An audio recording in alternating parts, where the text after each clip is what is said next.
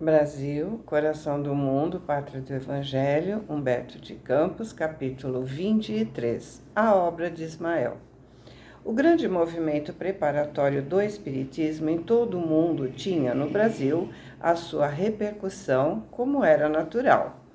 Por volta de 1840, ao influxo das falanges de Ismael, chegavam 2 médicos humanitários ao Rio de Janeiro. Eram Bento Muri e Vicente Martins, que haviam feito da medicina homeopata um verdadeiro apostolado. Muito antes da codificação kardeciana, eles conheciam os transes mediúnicos e o elevado alcance da aplicação do magnetismo espiritual. Introduziram numerosos serviços de beneficência no Brasil e traziam por lema, dentro da sua maravilhosa intuição, a mesma inscrição divina da bandeira de Ismael: Deus, Cristo e caridade. O seu devotamento à coletividade brasileira, a qual havia se incorporado, foi indescritível sob os altos desígnios do mundo espiritual. Mais tarde, outros pioneiros da homeopatia e do espiritismo seguiriam nas suas luminosas pegadas na pátria do Evangelho. Eles foram os médicos homeopatas que introduziram aqui os passos magnéticos como imediato auxílio das curas. Hahnemann conhecia a fonte infinita dos recursos do magnetismo espiritual e recomendava esses processos psicoterápicos aos seus seguidores. Os primeiros fenômenos de Hardesweil na América do Norte, em 1847, não passaram despercebidos na corte do Segundo Reinado. Os fenômenos de Hardesweil foram um conjunto de fenômenos mediúnicos que aconteceram na cabana da família Hardesweil, em Nova York, em 1848. Esses fenômenos foram um marco inicial do diálogo dos espíritos e marcaram o início do espiritismo moderno. O que aconteceu? A casa da família Fox foi abalada por pancadas, estrondos e batidas. As irmãs Fox ficaram conhecidas por iniciar o diálogo com o espírito batedor. Em 1849, as irmãs Fox fizeram as primeiras demonstrações públicas. Esses fenômenos repercutiram na Europa, despertaram consciências e prepararam o advento do espiritismo. Foram relevantes na esfera científica.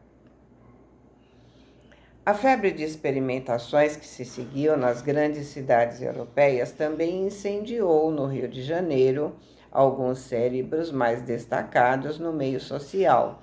Em 1853, a cidade já possuía um pequeno grupo de estudiosos, entre os quais se podia notar a presença do Marquês de Olinda e do Visconde de Uberaba. O Marquês de Olinda foi um estadista brasileiro, regente único e primeiro-ministro do Império do Brasil em 4 ocasiões.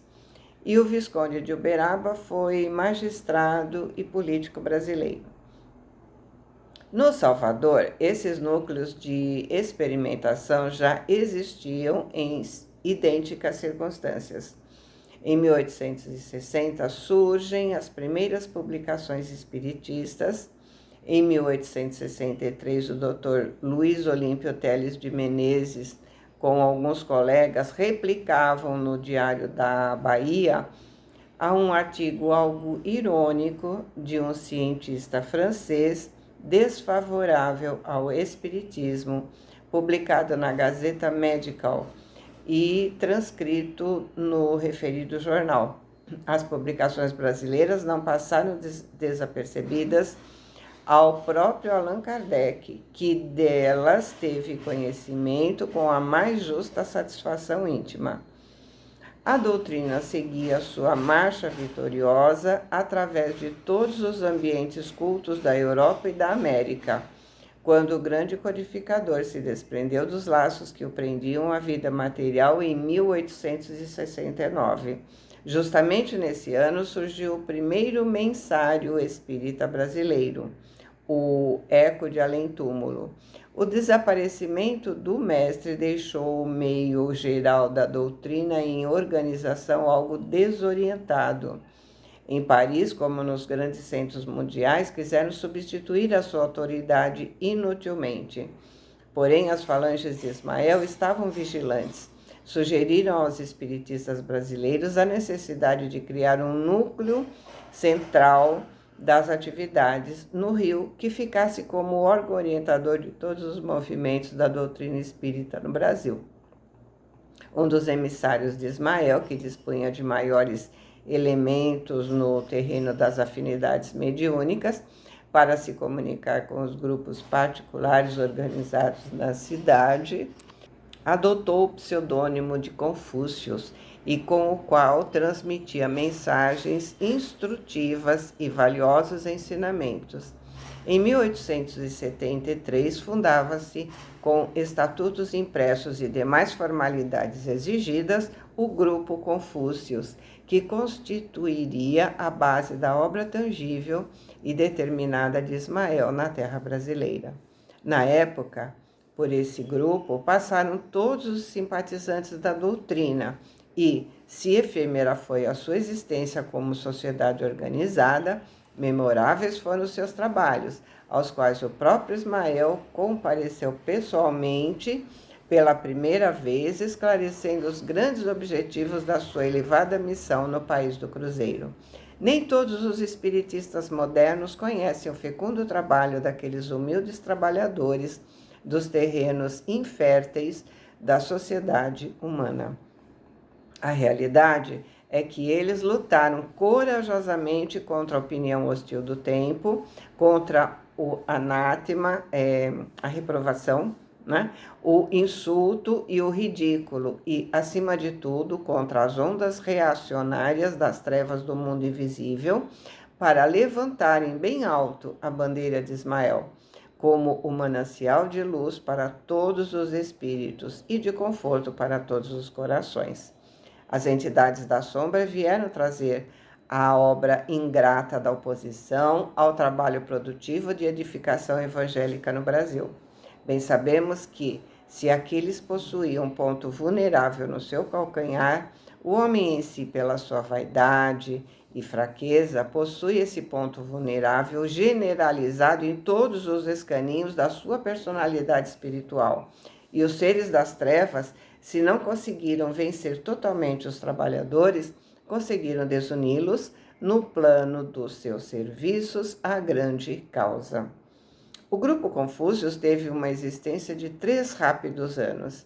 Os mensageiros de Ismael, triunfando da discórdia que destruía o grande núcleo nascente, fundavam sobre ele, em 1876, a Sociedade de Estudos Espíritas Deus, Cristo e Caridade, sob a direção esclarecida de Francisco Leite Bittencourt Sampaio, grande discípulo do emissário de Jesus, que, juntamente com Bezerra, teve a sua tarefa previamente determinada no alto.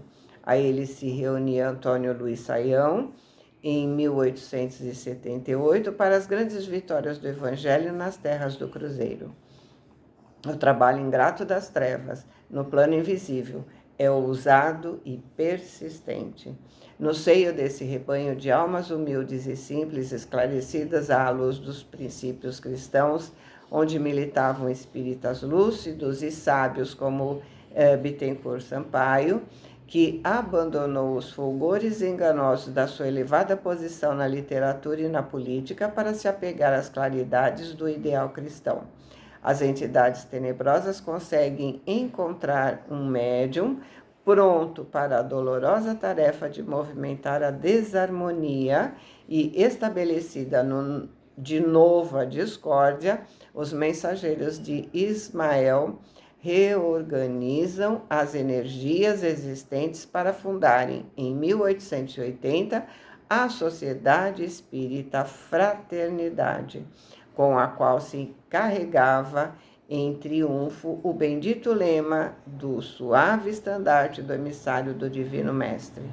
Em 1883, Augusto Elias da Silva, na sua posição humilde, lançava o Reformador, coadjuvado por alguns companheiros e com o apoio das hostes invisíveis. As mesmas reuniões do grupo humilde de Luiz Saião e Bittencourt Sampaio são continuadas. Uma pleiade de médiuns curadores, notáveis pela sua abnegação, iniciam no Rio o seu penoso apostolado. Elias da Silva e seus companheiros notam, entretanto, que a situação ia se tornando difícil com as polêmicas esterilizadoras. A esse tempo, os emissários do alto afirmam categoricamente aos seus camaradas do mundo tangível: chamem agora Bezerra de Menezes ao seu apostolado. Então, Elias bate a porta generosa do mestre venerável, o que não era preciso, porque seu grande coração já se encontrava a postos no sagrado serviço da Seara de Jesus sobre a face da terra. Bezerra de Menezes traz consigo a palma da harmonia, serenando todos os conflitos. Estabelece a prudência e a discrição entre os temperamentos mais veementes e combativos.